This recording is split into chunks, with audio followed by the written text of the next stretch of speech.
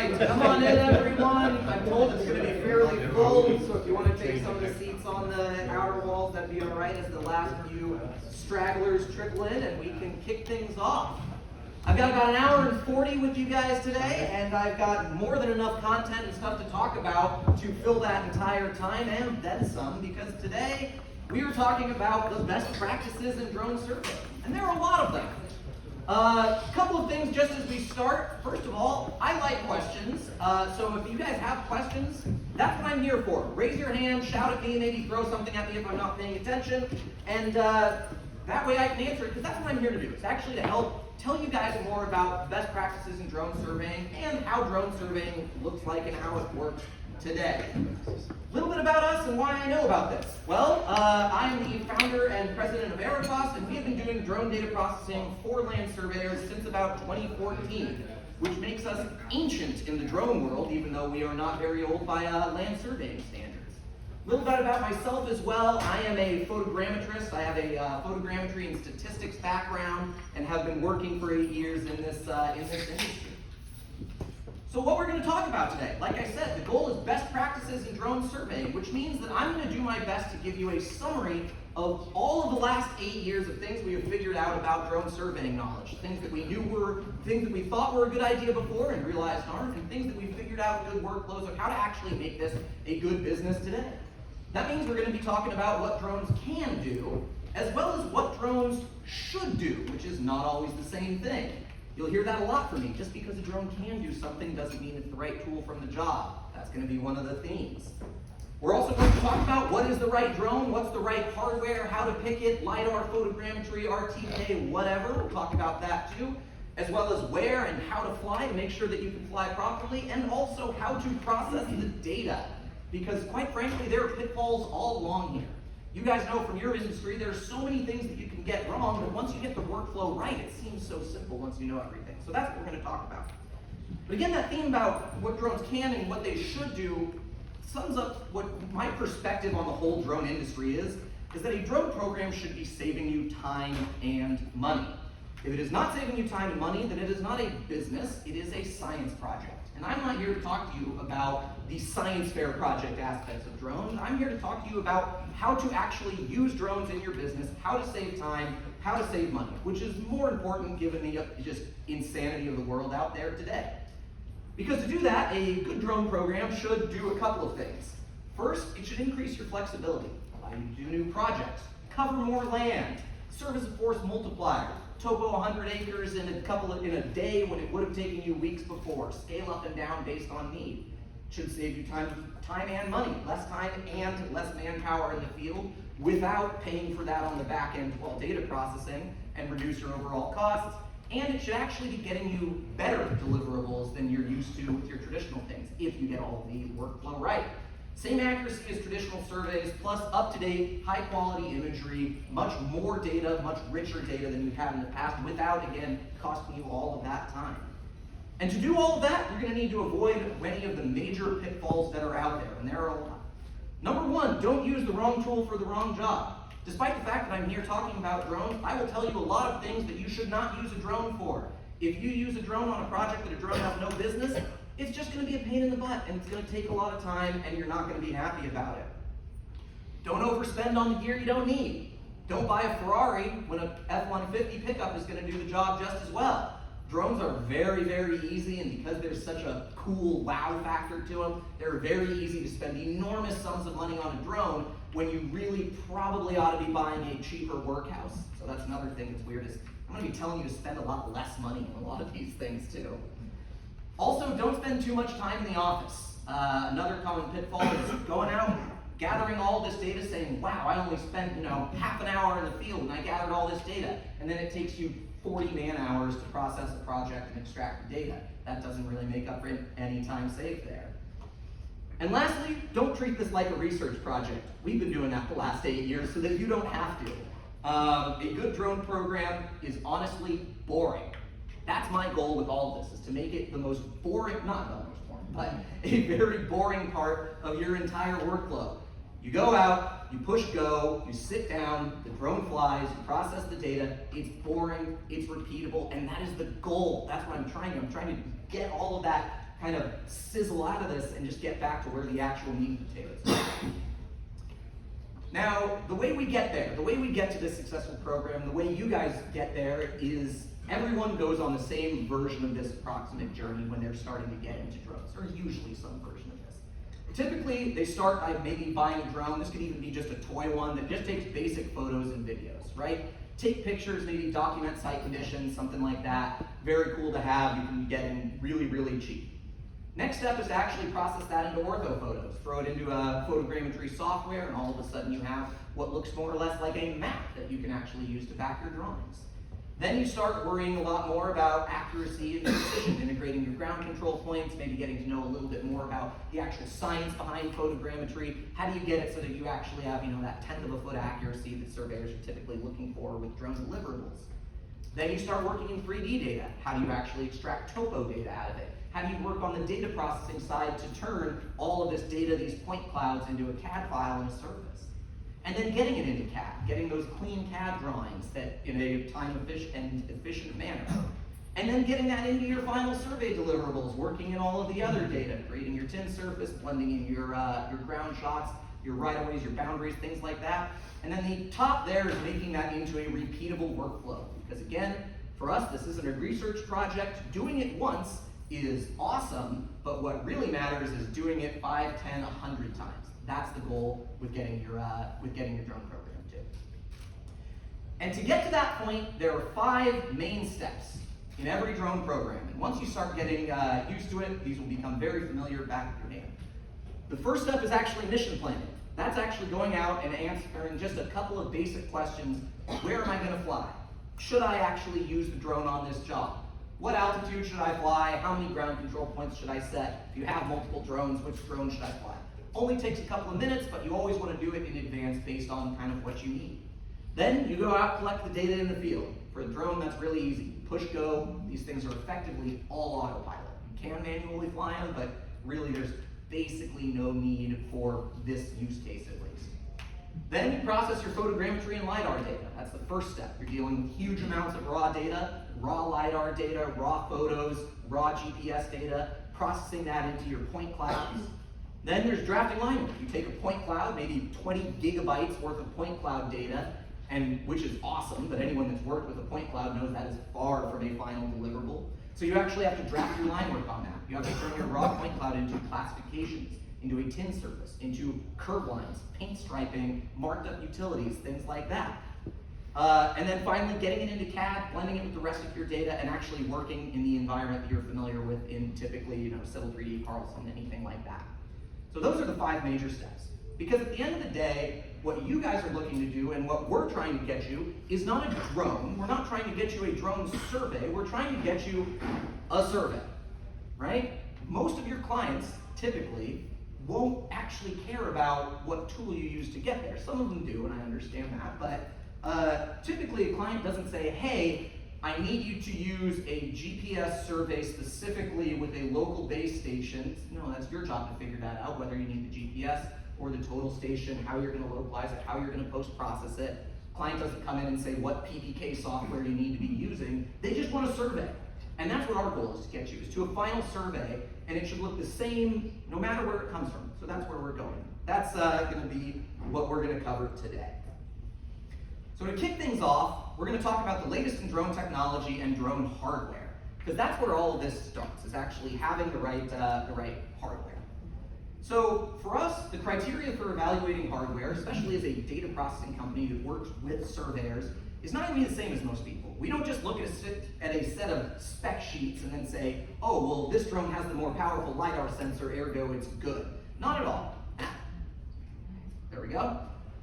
First off, accuracy is important, but not everything. Now, as surveyors, accuracy is very important. I get that. But one of the questions we often get is, well, I want to get as good accuracy as possible. And I say, okay, I hope you have a budget of a couple $1 million, and perhaps we can go and hire NASA to do it, because that's how you get the best accuracy possible. You can make a drone that can get accuracy down to 1/100th of a foot or something like that if you have a $10 million budget, which I don't think you do. And if you do, please call me, I'm happy to talk. So accuracy is important, but not everything. You got to get your accuracy good enough for what we're trying to do here, which for thrust typically is right around 1/10 of a foot, or maybe a little bit better than 1/10 of a foot accuracy.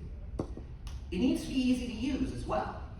There are a lot of drones out there that are what we call the research project drones that take a team of 2 hours to set up with all kinds of cables running all over the place, and they have oftentimes very good spec sheets, but they're so hard to use that they don't get you to that repeatable, boring, routine workflow that we're going for.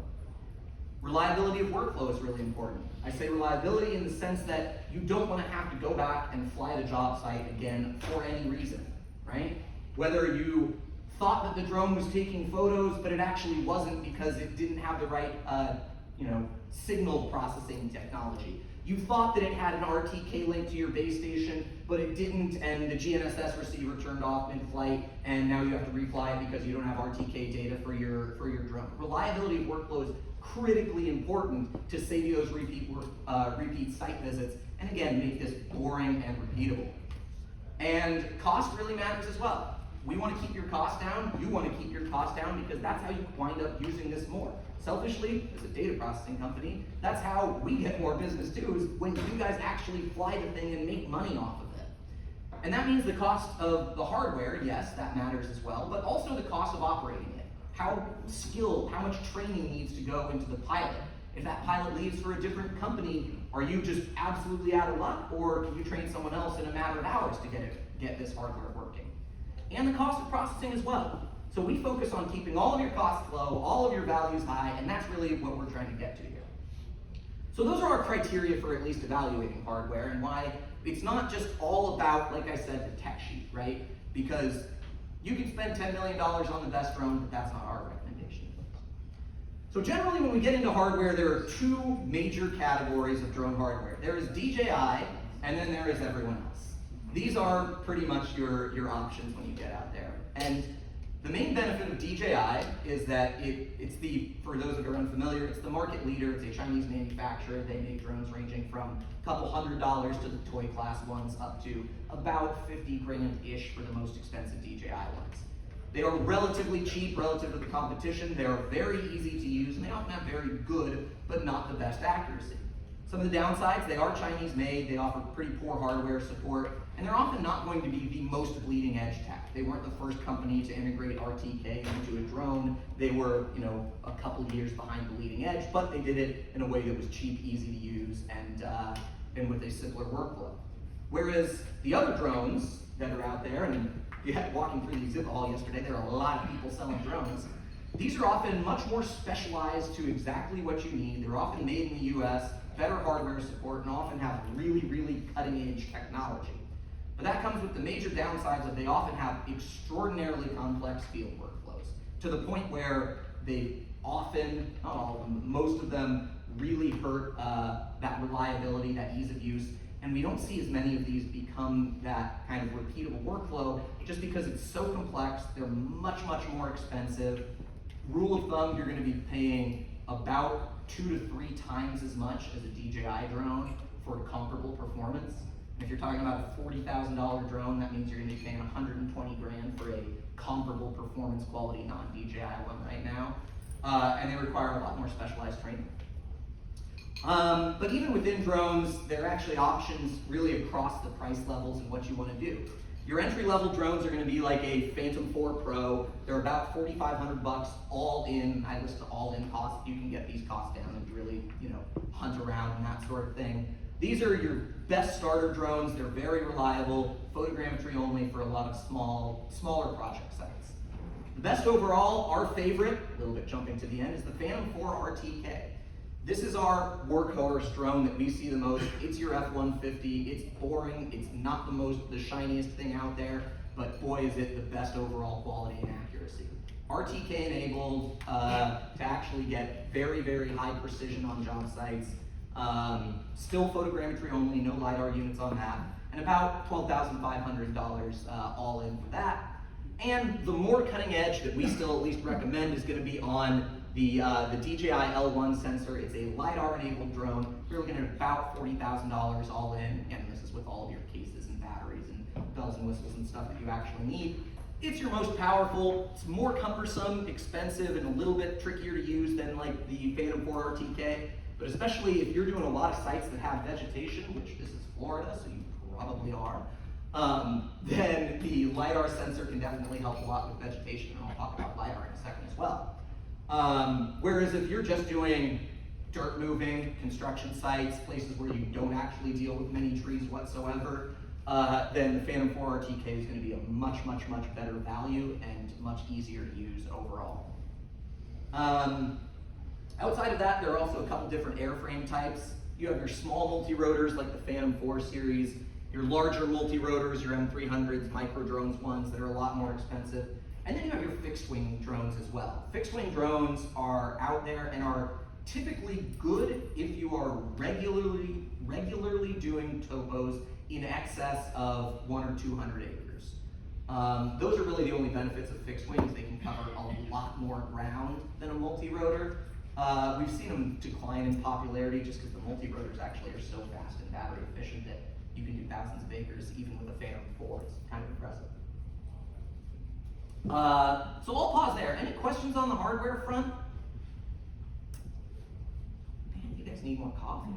I don't know if this is the right time for it, but sure. You talk about Rtk, but don't you more often do post-process to get a better accuracy on it? It's like you're looking at my slides. That's what I'm talking about right now.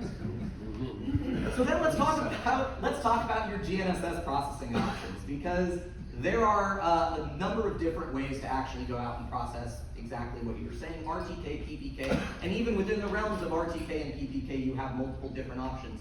Local base, core stations, correcting to a network processing thing. Here are your 4 broadly speaking ways to do it. Option 1 is no Rtk at all, using basic standard GPS, about as accurate as your phone. That's what your Phantom 4 standard is going to do, and basically all of your accuracy is going to come from the ground control points that you set. Then there's Ppk processing, where you actually post-process everything. Very high accuracy, don't need that many GCPs, not that much field time, but it's time consuming. Ppk processing data, particularly with drones, where it's not like you can have a 5-second occupation on your rover. The rover's moving at 30 feet per second, and it's constantly moving, so it's a little bit tricky and time consuming to get it right.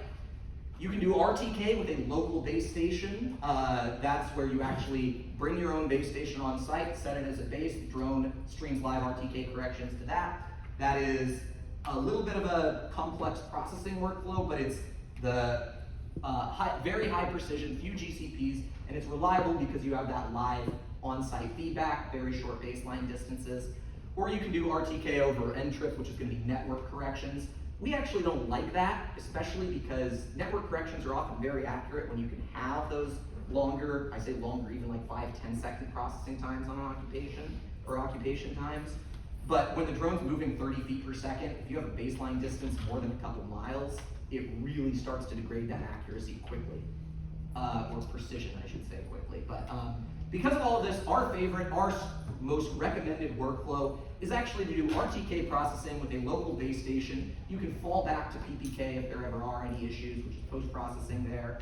But this, like I said, other workflows work. If you are using a different workflow successfully, I would recommend then stick with it. If you are struggling with your Rtk or Ppk workflow, then having an Rtk connection with a local base station is definitely our preferred and what we've seen to be the most reliable workflow. All right, so let's talk about Lidar now for a second as well in terms of Lidar hardware. Lidar is the new thing, at least of the past year or so in drones, because it has all of a sudden started to become a heck of a lot more affordable. I say more affordable, it came from about $250,000 was the minimum to get a half-decent Lidar drone 2 years ago. And I say half-decent because, again, they were these complex monsters. Now to about 40 grand. So where Lidar is good, Lidar works best in vegetated areas. It provides very good ground data in vegetation because the Lidar, the laser, is capable of effectively seeing the gaps in leaves to actually see the ground. Now, typically, what we have found in real-world scenarios is that gives you about 2 to 3 tenths of a foot accuracy on the ground surface underneath heavy vegetation. That's real-world data. Again, we talk about those tech sheets a lot. A lot of LiDAR companies say, oh, our laser's accurate to 3,000ths of a foot. Sure, in a lab, but not on a drone that's moving, bouncing around, all kinds of craziness. 2 to 3 tenths, maybe a tenth of a foot on hard scaping if it's underneath vegetation, but typically you're seeing about 2 to 3 tenths, which is plenty good if you're doing 1 foot contours, even half-foot contours or something like that. We also very much recommend using a blended workflow. Lidar is very good, but it is not good at, or not as good at extracting horizontal features, think paint striping or locating manholes on a street. It's very hard to pick those out of a Lidar point cloud, especially, we'll talk about some of the Lidar workflows in a little bit more detail later, but we really like using a blended workflow. Most Lidar drones carry both a Lidar sensor and a camera, and we like to extract 2D data from the photogrammetry workflow and the vertical data, especially in vegetated areas, from the Lidar workflow and blend them together in Cad. That's our preferred workflow. And honestly, it's a good workflow that makes all the difference. The biggest pitfall with Lidar, biggest one is buying the wrong hardware. The second biggest one is spending forever in data processing. When you work with a point cloud that has 500 million points, not having the right workflow, boy, it's easy to spend just so much time extracting even the simplest data. And I want to talk specifically about the Dji L1 sensor because that's DJI's Lidar sensor. It is by far the most popular Lidar sensor out there right now for surveyors.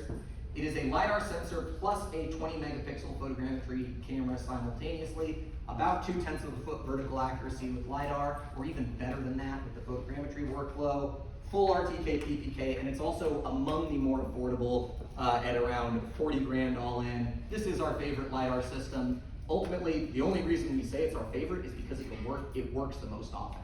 We see a Lidar from all of the other systems. This is the most reliable, and there's a reason that most people are, most successful surveyors are using this Lidar sensor, at least in the last year.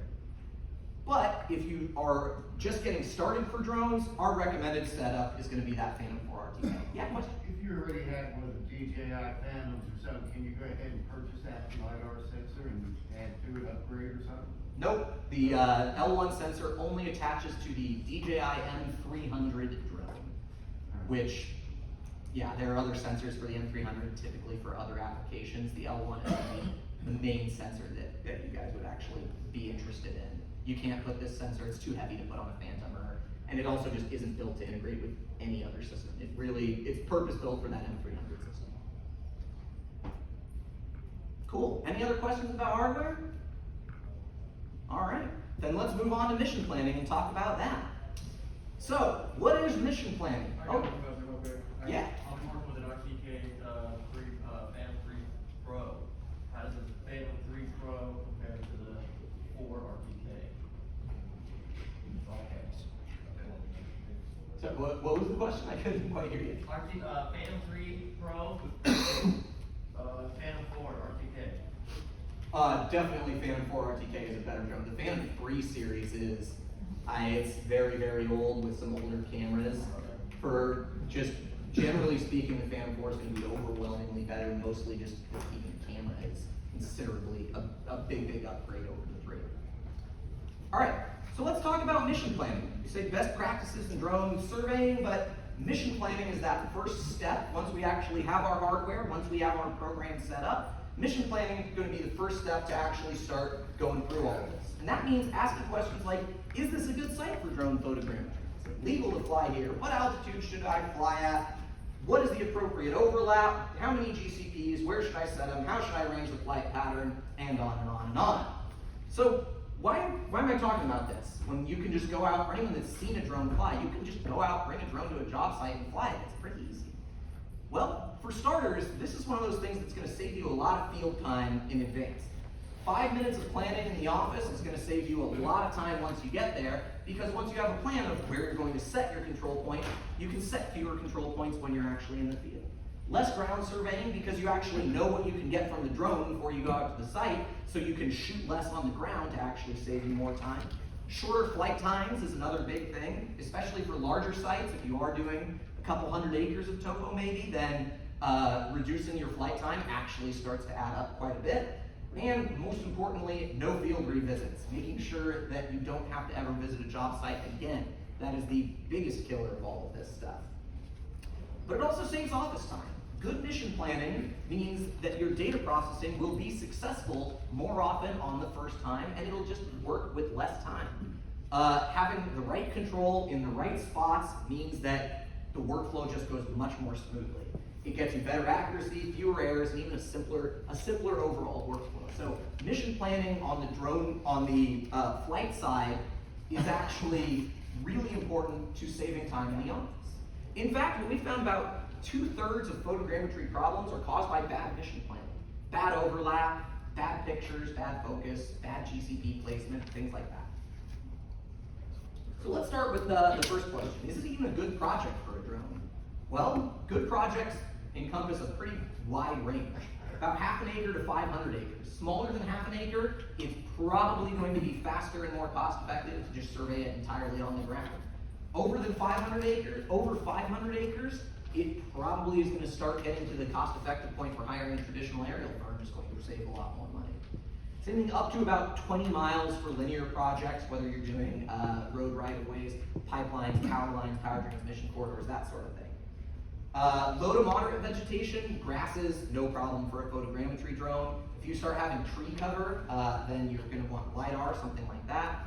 Topo mapping is absolutely ideal for drones. We do a ton of Alta surveys as well. Measuring your planimetrics, if you're doing a shopping mall and you need to know where every parking stripe is, that is absolute bread and butter for a drone, really easy. Same thing with locating utilities, utility access panels, manholes, things like that, as well as volume calculations if you are doing earthworks, dirt moving, anything like that. Bad projects for a drone, though, are things like very large projects. Over 1,000 acres, maybe over 100,000 photos is where the processing starts to get unnecessarily time consuming, and there are better ways to do it. Extremely high accuracy tolerances. If you need reliably better than 1/10 of a foot, then maybe it isn't the right tool for you. If you need, I know certain railroad surveys need to be absolutely tight and can only be done with a total station, then probably the drone survey is the wrong tool. Same thing with anything indoors, anything underneath overhangs, it's going to be the wrong tool. Or underneath trees, again, except LiDAR. LiDAR now can actually help you with trees. All right. Next on mission planning I had was some safety and airspace restrictions to talk about, because especially if anyone's new to drones, they sometimes worry about all the different airspace restrictions out there. Anyone that has their Part 107 has probably seen this chart about the different airspaces and that sort of stuff. And you can only operate in Class G airspace, or unless if you're in B, C, D, and E, then you need to require permissions. That's a mouthful, but honestly, the biggest answer to that is most airspace is open. In fact, 99% of the land cover of the United States is Class G, uncontrolled airspace with nothing required. The ones that are in populated and controlled airspaces, though, you actually still can fly in. You can fly in any controlled airspace. The thing that we always say is it just depends on how much paperwork you want to do. We actually have helped a lot of surveyors do surveys of airport runways and airport properties, as well as all the other different protected things out there, from federal prisons and power plants and power substations and things, because you just oftentimes need to file the right paperwork or plan it a couple of weeks in advance. There's this system called LANC, L-A-A-N-C. They pronounce it Lance because the federal government makes up ways to pronounce things weird. But you can actually get these authorizations. Long story short, without making this a legal presentation, you can get authorization to fly anywhere. That's not the biggest hurdle anymore like it used to be. There are also, just briefly speaking, there is a difference between waivers and authorizations for anyone that has gone down that route. Waivers are very time consuming, authorizations are much easier. I don't want to probably spend too much time on this just because it's a legal nuance difference that only really matters if you are doing regular flights on things like airport properties, federal prisons, something like that. Flying in restricted airspace, same difference there. The drones often have restrictions that say, hey, you can't fly here because you're too close to an airport. You can actually get authorization for all of that. And it's something that we help a lot with too. We have a whole mission planning team that just helps our customers figure this stuff out, because it's not that hard once you know what to do. It's just a matter of knowing what to do. And then the most controversial one that people talk about is flying over people. Technically, you are not supposed to fly over people unless these people are participating in the operation or under a covered project, and other employees kind of are and sometimes aren't, and that sort of thing. But what we always say with this is flying drones in the real world, the FAA is always looking for bad actors, not minor infractions. There's no FAA police. There's no, they're not looking to give you speeding tickets or anything. Use your good judgment, but we see most surveyors, most people that are operating responsibly fly pretty much anywhere they want nowadays, especially as the regulations really continue to loosen up. And then the next thing I want to talk about on the mission planning side of things is the Autopilot software. And I talk about Autopilot software because, like I mentioned earlier, for drone surveying, you won't be flying manually. If you're flying manually, then you're doing it for fun. And that's cool. I encourage people to fly their drones for fun. But there really is no excuse to actually need to fly a drone manually, use those thumbsticks or anything like that for any surveying purposes. That's for if you're trying to film a wedding and you want to get exactly the right shot, then you need to know how to fly a drone. Same thing if you're doing some bespoke bridge inspection and you need to get 10 feet away from a rusty bolt to take a picture, but that's not what I'm talking about here. We're talking about surveying. For surveying, for doing topo, it's all automated. Drone flies up, lawnmower flight path, and it's all controlled by the Autopilot software. And generally speaking, we've gotten to a place in the industry where most Autopilot softwares at this point are very similar. If you're already using an Autopilot software and it's getting the job done, awesome. Don't change. Use whatever you're most comfortable with and use what works with your workflow. Especially nowadays as we are seeing these more high-end drones like the Dji L1, it has its own Autopilot software. You can't hook it up to an iPad and use your own third-party software, and that's actually totally fine. One of the only differences that we see with a lot of autopilots is going to be related to terrain awareness, where that's where the drone actually tries to follow the contours of the land. Probably not going to be as much of an issue here in Florida, just because you don't have the type of elevation changes is like Texas Hill Country or the mountains of California or something like that. We usually say it only helps on larger projects over 50 acres with significant relief. Over 200 feet of like rolling hills, for example, is where you want to use terrain awareness, just so that the drone never gets too far away from the ground. And then probably one of the most important things about mission planning is talking about your overlap and then also your accuracy. And what really determines your accuracy is, well, one, getting everything right. If you get your mission planning wrong, you get terrible accuracy. Question on that? I just want to make sure, has everyone signed in? If not, raise your hand. Thank you, sorry. No problem at all. So yeah, talking about accuracy. There are a lot of ways that you can get your accuracy wrong, but this, assuming you get everything right, the way to start any drone project with your mission planning is actually by choosing what accuracy you need. I mentioned that before, that if your answer is, I just want the best accuracy I can get, give me the best accuracy, then you better have an insane budget, because that's honestly the truth. And usually they say, okay, well, in that case, what accuracy can I get for a reasonable amount of money? Good question. Usually you should choose your flight altitude based on your accuracy needs.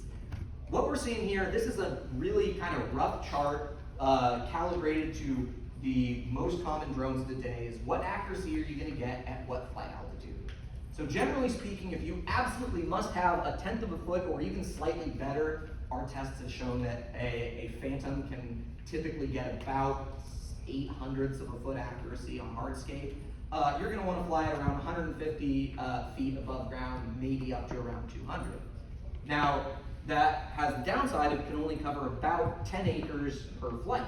So again, if you're doing a 200-acre site, that's going to be a big problem. Whereas 250 feet, you get a little bit lower accuracy, but you can cover more. And then you go up to 400 feet, and you're starting to see about 2, maybe 0.3 of a foot accuracy, but you cover a lot more land, at about 80 acres per flight pattern. So just from looking at this, you can probably see that, okay, if you're doing an ALTA survey on a 3-acre property, well, you probably should be flying at 150 feet.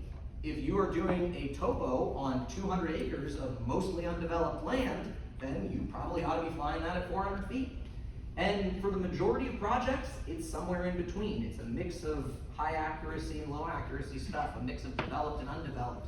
And usually 200 to 250 feet becomes that Goldilocks zone that we've found that gets you typically good enough accuracy for everything that you need without being overkill and taking time. And yes, you actually can, for certain project sites, do a split, right? If you have 100 acres that you need surveyed and 5 of those acres are developed and you need better accuracy, fly those 5 acres at a lower altitude and then fly the entire thing at 400 feet. That's totally fine, and that's easy to, not easy, that's very manageable to actually process it.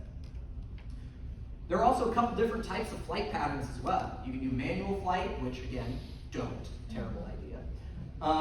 Single grid pattern like this, where you just do a lawnmower style flight pattern, also known as booster photonic flight pattern, if you like fancy terms.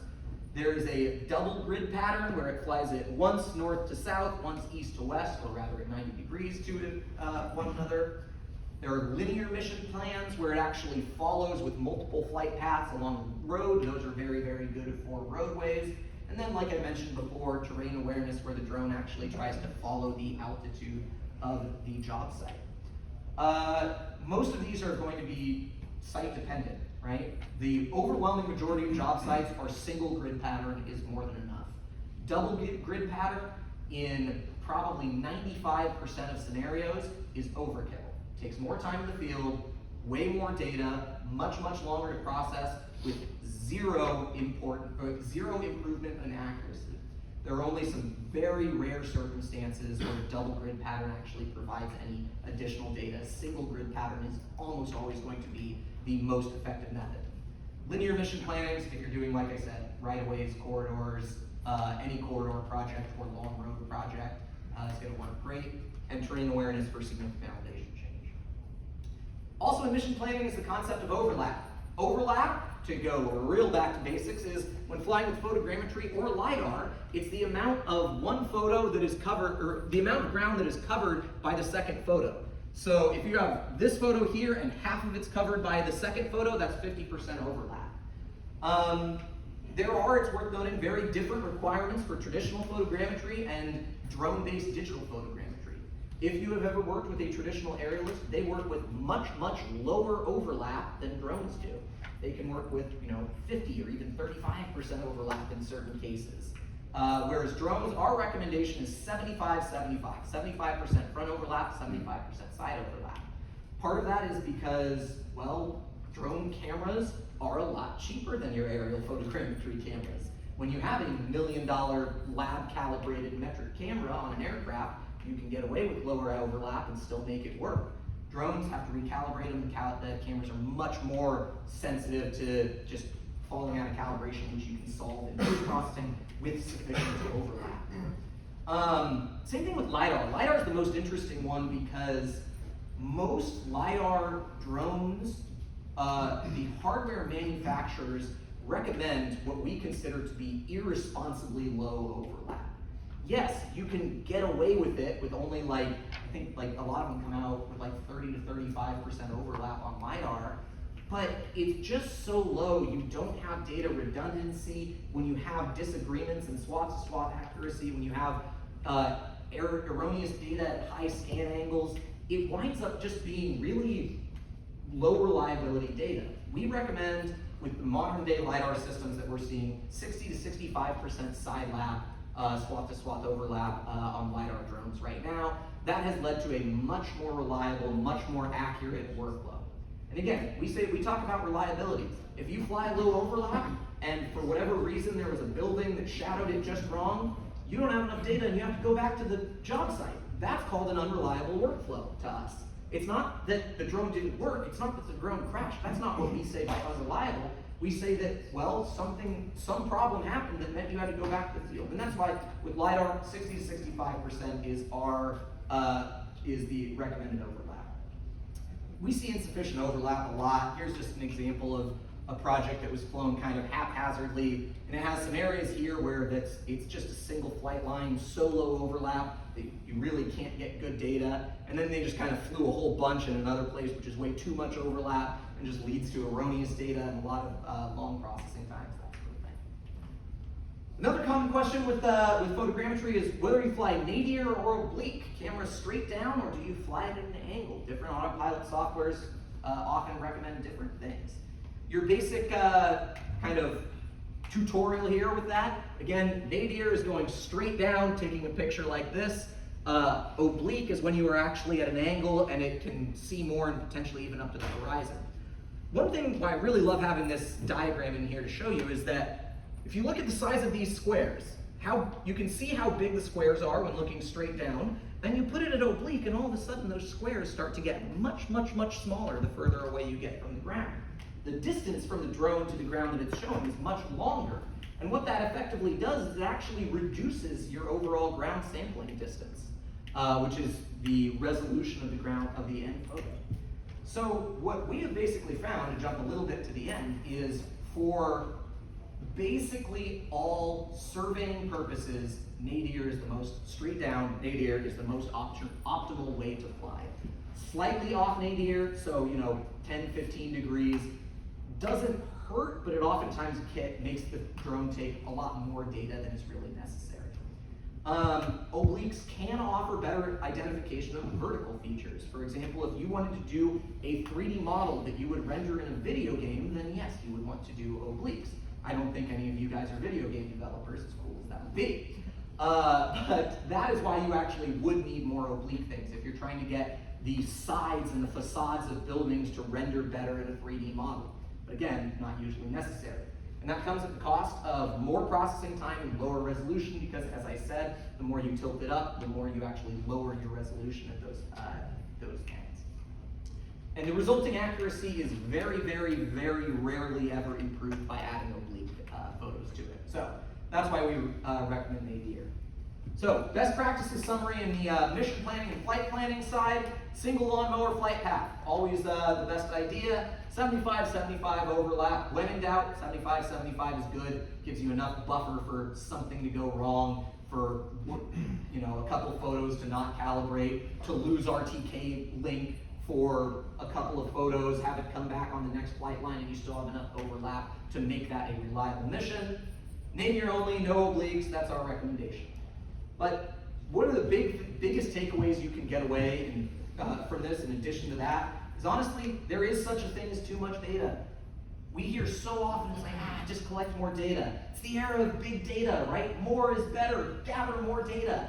Well, that's true if you're Google and you have billions of dollars of computing centers and super highly paid data programmers to handle it. But there absolutely is a cost to processing more data. It takes you more time, and your time isn't free. It requires bigger computers, and computers aren't free. And it just doesn't work all the time. It's much, much, much more costly. So the solution is often fly higher, gather less data, fly a single lawnmower pattern, not crosshatch, and don't go crazy with the overlap. I say 75-75, don't take that to mean, well, higher is better. I should fly 85-85. No, you shouldn't. Don't do that. There's a middle ground, find a Goldilocks zone, and gather the right amount of data for what you need to actually get it. All right, next up I'm going to talk about GCPs. Any other questions before I move on? Yeah. Yeah, if you have a basic Phantom 4 Pro system, can you upgrade that to an Rtk system? No. The DJI drones, for all practical purposes, are completely non-upgradable. It's an interesting question on hardware because I very much see the allure of wanting to upgrade something. You buy it, and I don't want to buy something entirely new. Honestly, you kind of have to think of them like a cell phone these days. They're so optimized, especially as an aircraft. Aircraft are super weight optimized, these drones are. So adding in the ability to customize something and have interchangeable parts, it's not like a planned obsolescence thing. It's that it would add so much weight and engineering cost that it would oftentimes cost more than just replacing it. Same thing with the phone. It'd be nice to replace, certain parts. I need to upgrade my camera after 4 years, but you just can't do it. So no upgrades. All right. Next up, let's talk about mission planning in regards to ground control points, GCPs. GCPs are necessary as far as we are concerned from a surveying perspective. There are a lot of hardware manufacturers that say, if you spend 100 grand and buy our drone, you don't need to set GCPs anymore.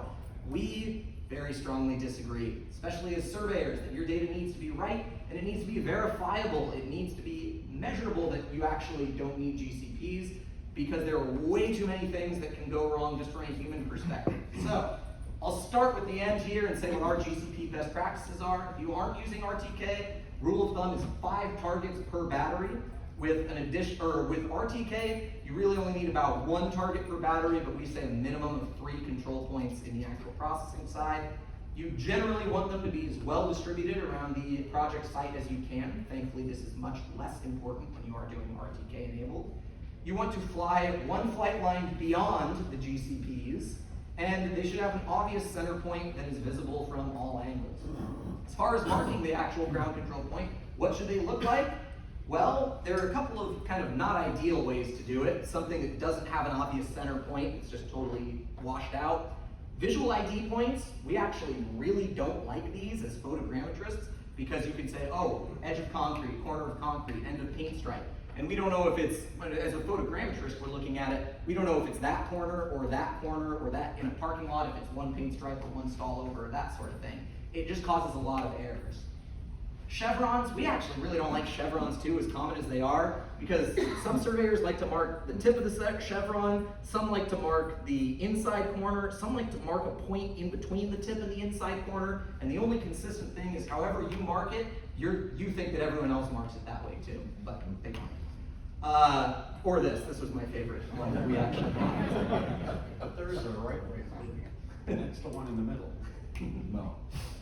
Well, I don't know, I think this might be the right way of doing it. That was funny, that was a real project. But if I could just say a little bit about that. You can see edges when you're on the ground and you're measuring it. When you get this up in the air and you're looking at those pixels, all of a sudden that nice fine corner looks like a blur. But you can identify the center to a much more repeatable accuracy. So those centers where a cross intersects or a chevron intersects, that would be the best. Well, actually, what we say the best are these crosshatch problems like You this. can do that, but do corners. Corners are not good. Corners are not good. Crosshatch, these kind of checkerboard style patterns are the best. Black and white are the most common. We actually sell these ones on Amazon too, just because our photogrammetrists love super bright, super easy to pick out of pretty much any job site, easy to find, and an obvious center point. That's going to be the best way to do that. When you are integrating RTK and Ppk data, again, do not listen to the you don't need RTK or Ppk. Yes, scientifically, there is a workflow where you can do a survey with a drone without any sort of ground control points or check shots. We find that to be, while technologically possible, it's another one of those sort of, like, if you had the budget like NASA does to really check everything 8 times in a row and make sure that you didn't make, just a simple data mistake. You didn't set your rod height incorrectly. By using check shots, it ensures that everything is integrated properly, that it's localized to the right coordinate system, the right project system. GCPs and control and check data is pretty much always required. We talked about how many with RTK. Again, no control is not good enough for land surveying applications.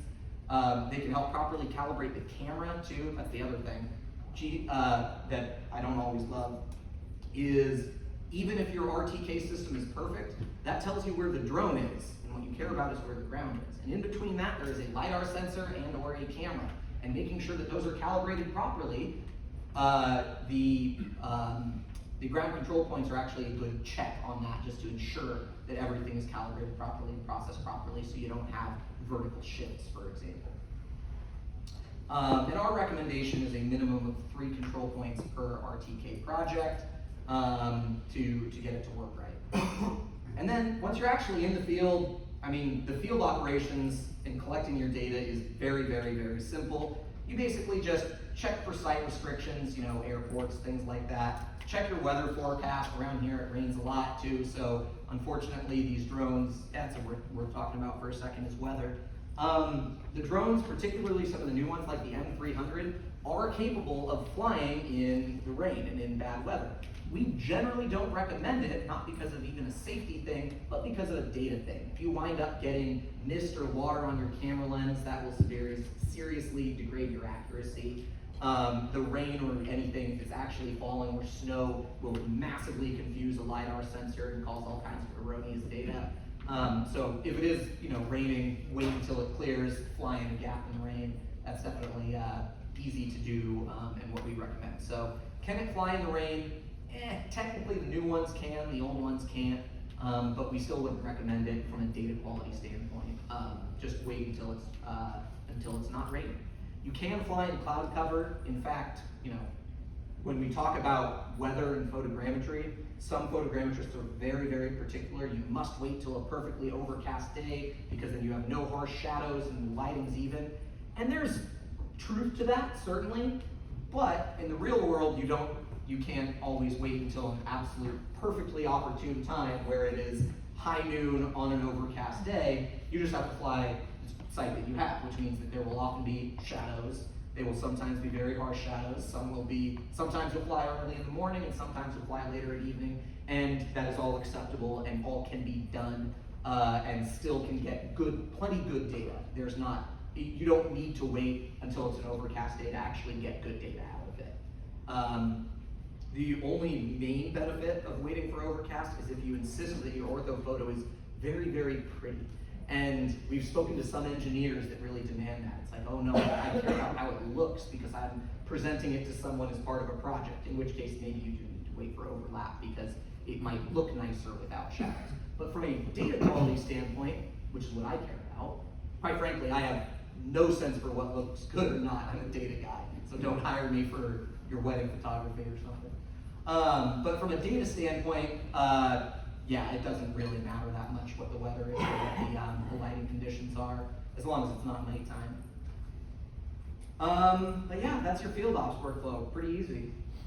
Any other questions on drone hardware, operations, mission planning, GCPs before we get into the actual processing side of things? All right, let's keep going through it. So, office processing, we've gone through mission planning and data collection. I know it's a lot of time, but that's part of why these are so important. Next up is going to be photogrammetry, which is going to be, photogrammetry and Lidar, which is taking that raw data and turning it into what we call rich data. Drafting Linework, which is extracting features and then finishing it in Cad. So, to summarize a little bit more, photogrammetry is where you stitch your photos into your interim files, creating things like a point cloud, an orthophoto, and a raw, full-resolution digital surface model. Lidar processing is going to be when you actually get your Lidar, your LAS data, you classify it into ground, vegetation, buildings, create your digital elevation model, which is going to be excluding things like those trees, and converting that into a useful format, because as cool as point clouds are, they are typically not that useful, especially to your clients.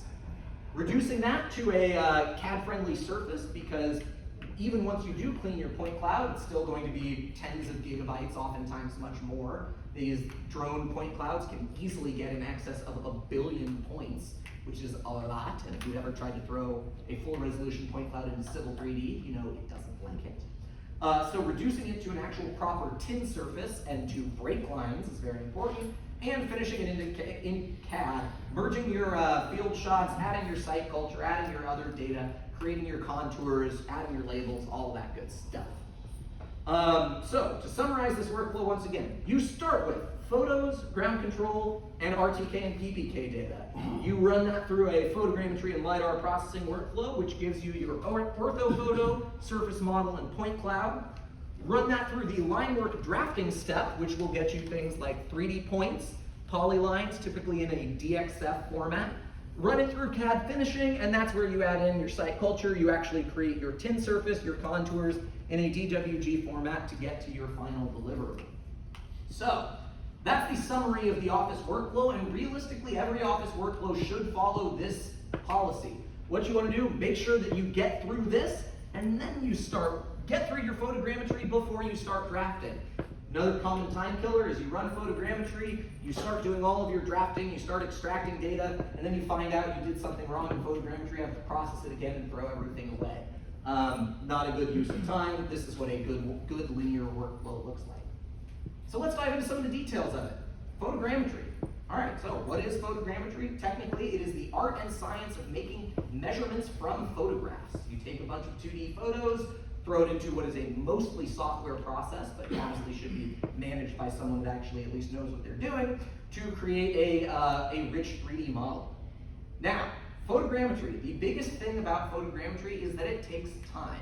It takes a little bit of human time, dragging and dropping photos into a software or a web app or something like that, and even marking ground control points does not take that much time, but it takes a lot of computer time, especially when you start getting into the thousands of photos for larger project sites. Fixing an error, experimenting with it, realizing that a control point was marked wrong can lose hours and hours and hours, and often days of time, especially if you have to process something overnight. And honestly, improved hardware only does so much. I'll talk about this a little bit later. We share what hardware we use too, but yeah, hardware does not fix the problems of slow processing. It can take a 7-hour project and maybe make it process in 6.5 hours, but that does not materially change the fact that a good workflow is going to be your solution. So our photogrammetry principles here is, well, one, work smarter, not harder, make it work well, and use an iterative process with human in the loop and with parallel processing. So iterative process, what that means is process things multiple times quickly. We usually start with processing just sparse point clouds, really rapid processing using downsampled, lower resolution versions of the imagery in order to get our control marked, to make sure that our datums are all set up properly, to make sure that our cameras are calibrated, that there aren't any weird GPS shifts where a base station was moved between flights, things like that. We think a human in the loop is necessary for survey grade accuracy. There's a lot of really amazing automated photogrammetry software out there, and they are very, very cool, but we don't think they are typically going to be good enough for survey grade accuracy because they don't work all the time and they don't always show why they don't work. And also parallel processing for bigger projects, splitting it up, running it across multiple machines at the same time can save a lot of time. So instead of having one computer work for 5 days or something, have 5 computers work for 12 hours, something like that. Managing your processing time with photogrammetry is very important. However, much of this is decided in the field. We're talking a lot about mission planning because this is where that actually starts to really become apparent. Bad mission planning means photogrammetry processing takes forever. If you're struggling with photogrammetry, there's a really good chance it's because the mission wasn't planned right and the source data is challenging to work with. And it's not always binary too. It's not like this data works, this data doesn't. A lot of it is this data processes cleanly and easily. This data has a lot of issues with calibration because of just other things. It just takes more time. There is such a thing as too much data, and like I said, the solution is going to be on the workflow, right? A good workflow is worth way, way, way more than a good computer. And that means both a good field workflow and a good office workflow. And also staging your processing, like I said, running that step one initial processing multiple times, running it rapid before you actually scale up into your full resolution stuff.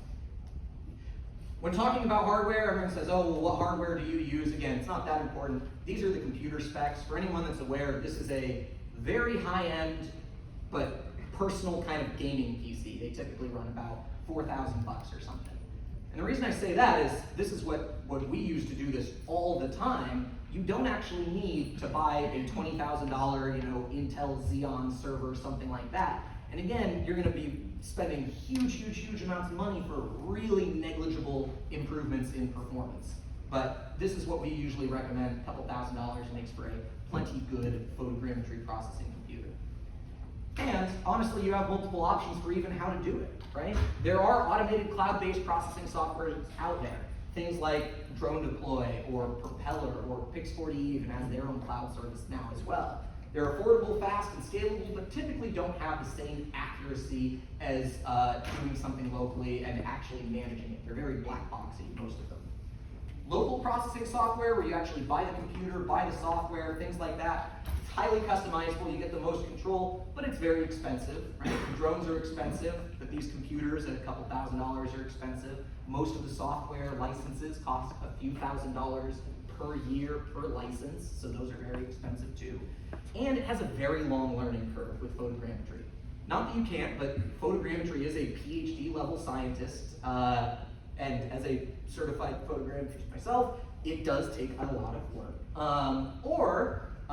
Minor plug for Aerotas here as well. You can go to an outsourced photogrammetrist like us that is happy to process the data for you. It does take a little bit more time, but obviously we bring a level of expertise that comes with years and years of experience here.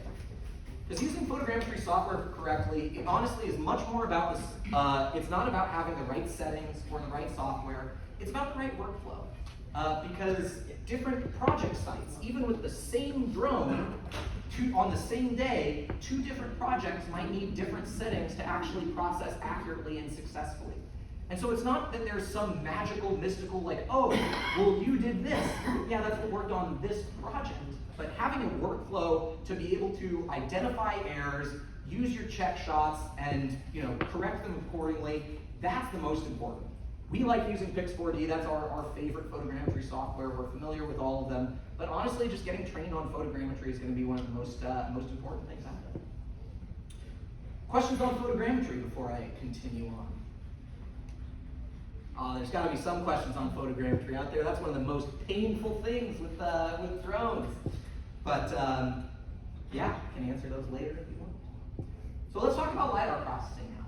Lidar processing, again, this is newer in terms of drone Lidar. Lidar's obviously been around for many years at this point. Is another thing that can be very time consuming and require a lot of computers and hardware and software and all that sort of stuff. For starters, the first step is often to actually create a point cloud. Because when the drone flies, what you start with is not even an LAS point cloud, it's the raw laser scanner data, which then needs to be integrated with the IMU, with the GPS system, with whatever control you have to actually even create a point cloud in the first place. So that's going to be your GNSS, IMU processing, all of that raw data to actually create a point cloud. This is typically done with a proprietary software for whoever the drone manufacturer is. Whatever the company that actually put the drone together, they'll have their own software for creating a point cloud typically. From there, sometimes you have to align swaths where you actually, each flight is going to be slightly off from one another, making sure that those are all well aligned. What you can see here is that you have some projects that are just slightly, or the 2 surfaces are slightly off from one another. You can rely on PPK or the IMU data or getting Opus solutions on your base and things like that to align things swap to swap. There are numerous different workflows here, but to actually get your single cohesive point cloud. Next up is actually geo-referencing your point cloud as well. And this is another thing, I keep hammering on this with control points because even with Lidar drones, a lot of people say, again, you don't need control whatsoever.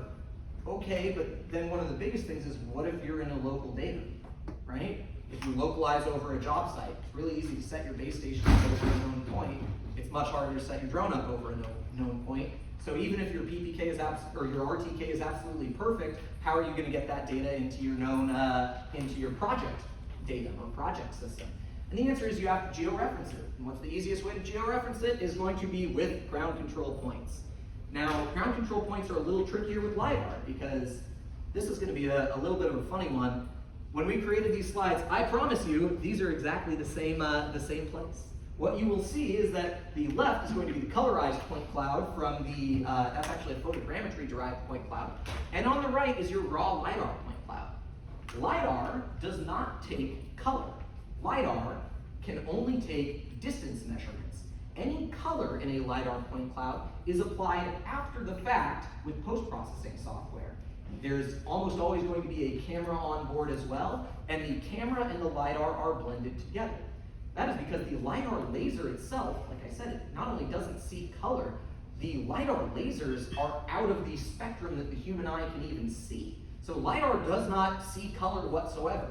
Anytime you see a colorized Lidar point cloud, that colorization comes after the fact. Now, why do I go into that level of technical detail? Because it actually matters with your horizontal accuracy. The colorization that you are seeing in a Lidar point cloud is not going to be as accurate as the Lidar point cloud itself, which means those colors can and often are shifted horizontally by as much as a couple of tenths of the foot. And again, we're in survey. A couple tenths really matters. So how you actually georeference your LiDAR point cloud matters, because using your, again, whatever post-processing software that the drone that you use has, it's really important to get it right, because it's so hard to horizontally georeference LiDAR point clouds using ground control points alone. Vertical is much more easy because you don't need color to actually bring it in line with vertical ground control points. But horizontally, getting your GPS and GNSS post-processing is pretty important. Question in the back. So what about intensity? Using intensity? I'm sorry, can you just speak up a little bit? What about using intensity instead of color? You can use intensity. Intensity is a better way to horizontally do it. Depends on the ground control points you use, the size of your targets, and it's not always reliable. But yes, intensity is one of the ways that you can use to horizontally geolocate a project. I think I saw that some of these lidars that have a specific camera, like the L1, which has a fixed the 1-inch sensor. It was an actual fixed difference that in the DJI Terra it would, I don't know now, but at one point it would shift so that the color would be in line with the lidar.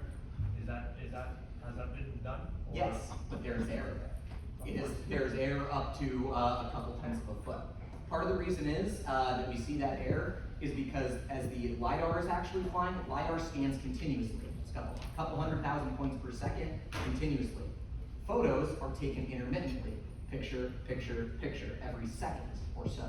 And when a drone is moving at 30 feet per second, what that means is it's moving 30 feet photo to photo, so it has to interpolate across those when adding color to the LiDAR points that are scanned continuously. So if it takes a photo here and here, and the LiDAR took LiDAR points here, it has to kind of guess what the ground looks like based on those two photos and interpolate accordingly, and that just produces some error. And again, I'm not talking big errors here, I'm talking a couple tenths of a foot. But when you are a surveyor and you are trying to locate utilities, having that manhole be 3/10 of a foot off can actually be problematic, which is why we recommend extracting your horizontal XY data from photogrammetry derived data, not from LiDAR derived data. Ever use pyramid shaped targets for GCPs for LiDAR? Yeah, we don't love them. They can help georeference things horizontally, but a lot of times, again, just with the point density, you don't always have a LiDAR point that winds up getting exactly on the top of the pyramid. But that's the whole point of the pyramid, is you can model the shapes and the sides. You can calculate that point. Our experience is that those are cumbersome to set up, and in the real world, they don't provide that much better accuracy. The other thing that's interesting with LiDAR, it's a little different than photogrammetry. Here, you can very easily see the defined lines of the outside of the control point. But a LiDAR, it's called a point cloud, and that's very apt because it actually collects a cloud. When we talk about a LiDAR accuracy of about 2/10 of a foot, any individual point is actually going to typically have much worse accuracy than that. In fact, if you flew a LiDAR scan on just absolute flat asphalt, what you would see is it's a cloud. It'll give you about often 3 or 4 or even 5/10 worth of thickness in that point cloud on absolute perfect flat concrete. Now what you do in processing is you actually take the average of those things, the statistical average of that cloud, and that's how you get that surface. The average is far, far, far more accurate and more reliable than an individual point, and that cloud is part of what makes those cones not as useful because it's not a defined line. When you're actually doing a 3D cone, it's a cloud and it looks like a cloud with a hump. And that's much more difficult to find those points, which is one of the numerous reasons. Again, the field workflow matters too. Those things suck to carry around, they suck to set up, and they're hard to measure, and they're expensive. And that by itself is enough for us to not really love them. So, like many of these solutions, it's just not recommended. But if you're using 3D like cone-based control for LiDAR and you're successful with it, by all means have at it, please continue, but it's not recommended. And then also with LiDAR, we get into point cloud classification as kind of one of the next LiDAR processing steps, which requires a mix of semi-automated and manual classification. There are a lot of automated point cloud classification softwares out there. They are very good and they are a very good starting point. They almost all require manual cleanup. It's kind of cool. This is actually one of the most rapidly advancing fields right now in terms of software. There's a lot of researchers and some software companies working on dramatically improving the automated point cloud classification process because it is cumbersome. So this is one where, come back to me in a couple of years and I'll probably talk very differently about the point cloud classification workflow. That said, it requires a lot of manual processing to get your power lines. But, like before, always ask yourself, what are you doing first before you actually start extracting data? If you need to get your data into PLS CAD, then yes, you need to classify your towers differently from your power lines. If you are doing topo, don't classify your power lines. That's a waste of time to classify your power lines when all you need is topo. In fact, when people hire us to process LiDAR data, we don't always give a fully classified point cloud because that's often overkill. Usually, for most LiDAR projects, you need ground and not ground. That's the only thing you need to do in LiDAR to actually extract good data and classify your LiDAR. Ground, not ground, that's it. Anything else is a waste of time. Unless you need something else, in which case classify that. For a lot of these things, depends on what you need. Ground, vegetation, towers, attachment points, and lines, that sort of thing. And then not more than that, unless you need to. The more you classify, the more costly, the more time consuming the workflow. So the other question is, well, you guys do a lot of this. What software do you use? What am I missing? Well, there is no magic bullet. Here's some of the most common point cloud processing softwares out there. They all have fairly long learning curves. They're all very expensive licenses, and some are better at some things, others are better at others. We have found there is no one that is just overwhelmingly better. What was that? Topodot. You like Topodot? Topodot's good. Topodot's also very expensive. And it's based on top of MicroStation, which a lot of people don't like as well. Cyclone's also very expensive. Cyclone is also very expensive, and I know a lot of people that swear by that, and others that say Trim Business Center is the only thing I'll ever work because my dealer's my best friend. So the short answer with all of these things is that honestly, if you have a LiDAR processing software that works, go for it. There's a lot of grass is greener on the other side out there where everyone's like, oh, if only I switch to Topodot, it'll solve all of my problems. It might solve some. Topodot's got some really amazing features out there, but it's not going to be this absolute complete magic bullet. If you're comfortable with the software, use it. If you're in a certain ecosystem, go for it. Again, some have better automation, some have better vectorization features, some can do power lines great but are terrible with ground. Some are really good on smaller sites but just explode when you get to 1 billion points and it has to manage tiling. There's no perfect solution to the LiDAR software out there. And again, this is a really rapidly advancing field. There's probably a LiDAR software out there that's totally unreleased and has some of the most advanced AI features, whatever you want to call it, and next year it'll just take over the market. I don't know. This is a really rapidly changing field. But yeah, the biggest thing is just classifying and filtering. Here's some just examples of what some automated data looks like. This is also a great example of what real-world LiDAR data looks like. It's not in a very salesy environment where, yes, you can see what your ground points are, but even LiDAR, when it has very dense vegetation, it can't see all the way to the ground. There are gaps, so you still have to create a surface that's interpolating. Obviously here, looks pretty simple to interpolate, but a good drafter will compare that to then the actual orthophoto on top of it to say, okay, can I say with reasonable confidence that this is just straight? Or if I look, is there a water running, a stream running perpendicular that might indicate that there should be some break lines or something else there? This is where the human drafting element is going to come in, and where just your raw LiDAR point cloud typically isn't going to be enough. Buildings, power lines, and objects, like I said, most important thing is to ask yourself, is it worth the time? Because automatic classification algorithms, while good, have a lot of false positives as well. From here, I want to talk about, actually I'll pause. Any other LiDAR questions on the LiDAR processing side before I move forward? Let me take a sip of water. All right, so let's talk about measuring and certifying accuracy. We've talked about accuracy a lot. I've thrown some numbers up there, about 1/10 of a foot accuracy. That's all of our internal targets, is to say 1/10 of a foot accuracy. But no one's asking, and I have not yet defined what I mean by accuracy. accuracy, because there are a ton of different definitions of accuracy. And a lot of people say, oh, survey grade accuracy. Well, that is also not a thing that is clearly defined anywhere. There is no single definition of survey grade. A lot of people use the National Map Accuracy Standards, which is going to be an older, since kind of generally replaced measure for topographic maps. You can use a 95% confidence interval, which is a decent statistical measure, but can often overestimate how good the accuracy you need. You can use the RMSE, or root mean squared error of ground control points. This is what the Pixel Equality Report relies on, which is good to identify errors, but is not a true measure of accuracy. Or the gold standard by modern digital photogrammetry is going to be the RMSE of independent checkpoints, which there's a whole scientific document about that called the ASPRS Positional Accuracy Standards. If you are a nut for scientific standards documents, which I hope few of you are, because that's a weird thing to be a nut about, you can read through 30 pages of dense academic standards for that.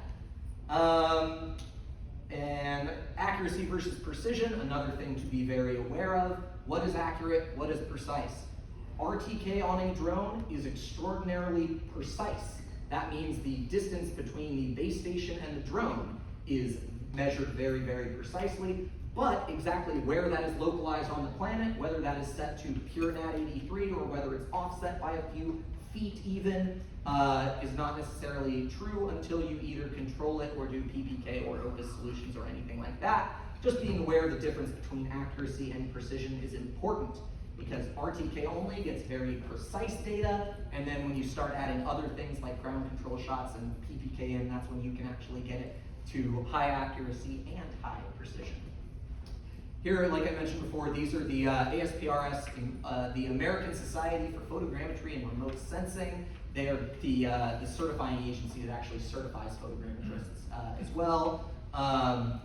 This is the gold standard for actually defining accuracy. So, for what it's worth, I define accuracy. Whenever I say accuracy, I use accuracy classes as defined by the ASPRS and this whole document, so that there's actually scientific rigor behind when I say accuracy. If there isn't, if people can't define their accuracy, then odds are they don't know what they're talking about, at least. So that's accuracy, and next up, let's talk about Linework drafting, because we only got about 20 minutes left. And I know I'm talking about it a lot already. I talk fast, but that's okay. I enjoy it. I hope you do too. So, what is Linework drafting? We've gone through all of these steps so far. We've bought our drone. We planned the mission, we've flown the mission, we've processed our photogrammetry, we've processed our Lidar, we have these really rich point clouds, we have these tens of gigabytes worth of data, and now what? Well, like I said before, Civil 3D being the most common software out there, at least for surveyors, if you've ever tried to put anything that big into Civil 3D, it'll give up. Like other things, you can't buy a computer that is powerful enough to put a 20 gigabyte orthophoto into Civil 3D or a 20 gigabyte point cloud. So you have to reduce it into something that is actually useful. Likewise, I mean, heck, you can't even transmit 20 gigabytes very easily. Won't attach to an email, and just even on a thumb drive, it can just be a pain in the butt. So reducing this to something that is CAD friendly is very, very important. Photogrammetry outputs are too big for CAD, and honestly, what you guys are used to are tin surfaces. So Linework drafting for us is the stage of going from those rich 3D models into a much smaller, much more defined set of points and polylines and tin surfaces that can actually be used. Why is it necessary? Well, not only are the files too big, but it's too much data you don't need. When you have a photogrammetry point cloud, you will have hundreds of millions of points of trees, of leaves. You don't even know where every single leaf is, except in the very rarest of circumstances. But even then, you might only need to know one point for what the top of the tree is, for the elevation for something. And even then, not usually. It's just too much data you don't need. And not enough data you do need. There's some really ugly contours. This is what a typical photogrammetry point cloud might look like. And what you see is, okay, the contours along the dirt are actually looking pretty good, but then it draws contours around all of the vehicles as well. Because again, it just captures everything that's there, and you don't care about that. Your clients don't care. That's bad data. You've got to get rid of it.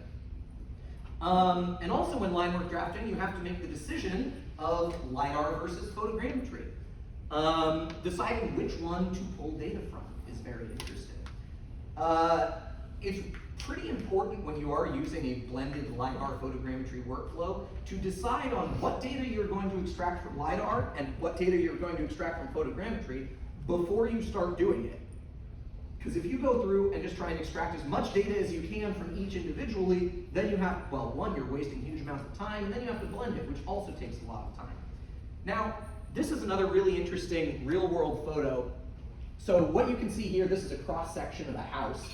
This yellow stuff right here, pardon me, is going to be the LiDAR data, and the kind of real colored one is going to be the photogrammetry point cloud. And what you can actually see is the spread on the photogrammetry point cloud is much, much tighter. Because as I've mentioned before, and this is just a real-world example, photogrammetry right now is more accurate on hardscape than LiDAR is. Typically, there are a few exceptions, depends on your hardware, but for the majority of things, the photogrammetry is going to be more accurate on hardscape. And you also see some interesting shifts. This yellow LiDAR one seems to be shifted just kind of to the left here a little bit by, maybe a couple tenths of a foot as well. So just knowing which one's there is pretty important. This is part of why we generally prefer photogrammetry right now, because most photogrammetry workflows remain a little bit more accurate. So how do you actually draft your line work? How do I get from all these big files to something that is very useful? Well, there are a couple of okay methods. There are some softwares that let you draft on individual photos. We don't love that, it's extremely time consuming. And then it kind of, with your photogrammetric model, it creates 3D points out of that. You can draft directly on the orthophoto using a GIS software or something like that, like an ArcGIS, where you import the full resolution orthophoto, draft in 2D. Very, very good, very time effective for drafting 2D only features. You can draft directly in the point cloud with the point cloud software. That takes a lot of time. Again, Topodot's the best, but not super time consuming, especially, or not time effective, particularly again with 2D features. Like if you're drafting just paint striping, that can take a lot of time. Or you can actually do a blended where you do a 2.5D digital surface model and orthophoto blend. Again, this is typically done in certain GIS softwares like Global Mapper and ArcGIS, where you can draft on a 2.5D model. This we've found is going to be not the highest accuracy ever, but it's going to be one of the more time-effective ones, where you can actually draft a huge amount of land in a lot less time than if you were working purely in point clouds all the time. All that to say, there are some truly bad methods for point cloud drafting that are just not recommended. One is importing the raw orthophoto into Civil 3D. It just can't handle it. And what a lot of people then do is they say, oh, well, I'll just downsample it and import a much lower resolution one into Civil 3D. Well, you can do that, but then you're already giving up this accuracy that we spent all this time talking about accuracy to get good accuracy, and then you just give it away. Same thing with dumb decimation of the point cloud. That's where you basically take your beautiful, rich, highly accurate point cloud and say, just get rid of 90% of the points because it's too much. While there are some very advanced point cloud thinning algorithms out there that make this better, generally we don't recommend that because you're just losing good data, things like that. So as far as the actual software goes, once again, there are numerous softwares out there. There's your Topodot call out too. And like with LiDAR software, there's really no magic bullet to this. There are automated things out there that are really tricky because when any human looks at a paint stripe, it's defined by 2 points, right? The 2 different ends. Software looks at a paint stripe, and it's often 6 or 7, and they kind of zigzag a little bit more than any human would ought to. It's just not great from a survey perspective. And ultimately, the thing to be aware of is line work takes a lot of time. This does not take much computer time. You do not need a big fancy computer for line work drafting, but it does take a lot of human time. And this is not the thing, admittedly, it's not where most surveyors' time is best spent because it doesn't require very, very skilled labor to draft parking lot stripes or anything, but it does require very good QA/QC, quality control, to make sure that if your goal is finding all of the manholes, that you didn't miss a couple of them. If it is finding where all of the streetlights are, having a person with a good QA eye to say, hey, you mark these ones, but then there's a gap and you look closer and there's one that actually is in the photos. Good QA/QC is pretty important. And like I said, there are no magic solutions. Much like with photogrammetry, there are multiple different options out there. Automated softwares are out there. Those are cheap at scale, some of them are very expensive, and are typically quite fast, but we found them to be inaccurate. This is another one that I'm actually really excited about to see where this goes in the coming years as various AI programs and softwares do continue to advance. Automated vectorization and extraction from these huge things is a really, really interesting and rapidly advancing field. Right now, it is typically not quite good enough for land surveying applications. If you're doing GIS stuff and you need to know how many buildings are in the state of Florida, sure, it's wonderful for that, it'll get you close enough. But when you're doing surveying, it actually has to be right. They typically have too many errors and too much noise. Which leads in-house drafting, which you can do it yourself, high accuracy, reliable, known product, you control the workflow, but again, expensive labor, very time consuming. Or again, shameless plug for Aerotas, hire photogrammetrists. This is the type of stuff that our company does all day, every day. And the other thing important with this is just having really good Cad drafting standards as well to clarify how you are going to draft things. These are some of those human issues that make it really interesting, right? Everything from when you have a sidewalk that is actually damaged, do you actually trace every single part of the damage or something like that? How do you interpolate under trees? Something that with the right policies and procedures, you can interpolate a curb line under a tree really easily, but makes it that's something that's easy for a human, very difficult for a computer to do.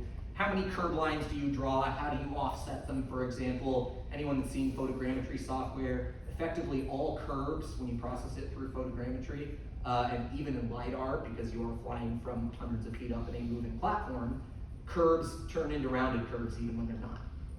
And I'll take a step back on that because it's an important question.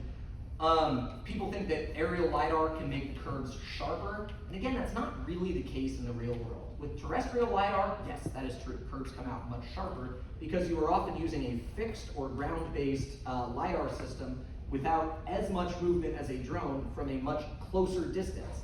You take that laser scanner, put it on a flying, vibrating, kicking around platform 200 feet away from the target, and your curve becomes kind of a rounded curve a little bit. So what are your Linework drafting softwares for? Okay, do you draft the back of curb, and then you offset it to the top of curb, and you offset it to the gutter, and then you draw another one for the edge of pavement? That's typically what we do for actually drawing your 4 curb lines. Again, time consuming, but having the standards are a pretty important thing. The last steps, CAD finishing, this is relatively easy, and you guys are probably even more familiar with this than I am, because the goal is actually to get your final survey, blending your field shots and your drone data. Drone data is great for topo points, break lines, paint striping, all of that, curbs. Your field data are going to be things like your boundaries, your building corners that need to be much more accurate and are often obscured from the air, monuments, your ADA compliance, things like that. Photogrammetry and LiDAR, having some photogrammetry-based data, LiDAR-based data, putting it all together, creating a surface out of your blended data, throwing all of your custom layers on there so that it actually has the features that you want, and then some of your more, dare I say, artistic things, adding in your symbols, your blocks, so that trees look like trees and that arrows look like arrows. And also really important is adding in your Cad Friendly Imagery. This is, I think, often an overlooked step because the raw ortho photos, like I said, can easily get gigabytes in size. Creating a CAD-friendly image file using a good compression algorithm that can make sure that you can actually have this in Civil 3D. You can have the imagery to give you and anyone else who opens the CAD file more context, just visual context of what the site looks like without having to transmit these massive, impossible to use files. So CAD-friendly imagery that's optimized for context and printing is important to get to a final survey that should look the same, whether it was done conventionally or with a drone.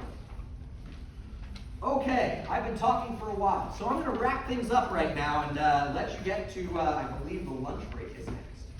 So for starters, I'm going to finish like I started.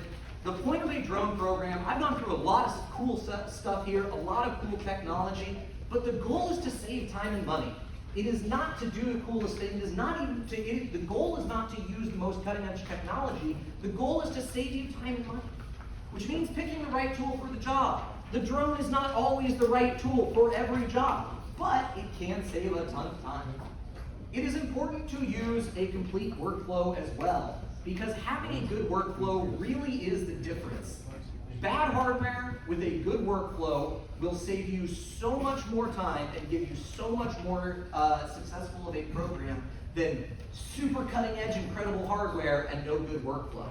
If you spend $250,000 on a drone, $30,000 on a computer, and $50,000 on software, there's a really good chance that someone who is clever with a $1,500 drone will outperform that, not only in terms of saving time and money, but even in terms of accuracy. A $1,500 drone used well will get better accuracy than a $250,000 drone used poorly. So, with all of that, I should also put the last plug. If you have any questions, email me, logan@aerotas.com. I would even recommend, if you're thinking of buying a drone, just give us a call and we can tell you a little bit more about the options out there, because we don't try and push the wrong hardware. What we do as a company, we do data processing. So if you want to see what photogrammetry or Aerotas, Linework, or drafting, or what our projects look like, please shoot me an email, logan@aerotas.com. And lastly, if you would like a copy of the slides, this presentation has been video recorded as well. If you'd like a copy of the video so you can share that with anyone else, and a free project if you do want to process with us, please do shoot me an email. My email address is logan@aerotas.com, and I'd be happy to send it all to you. And with that, thank you so much for your time and attention. I hope you all have a wonderful day.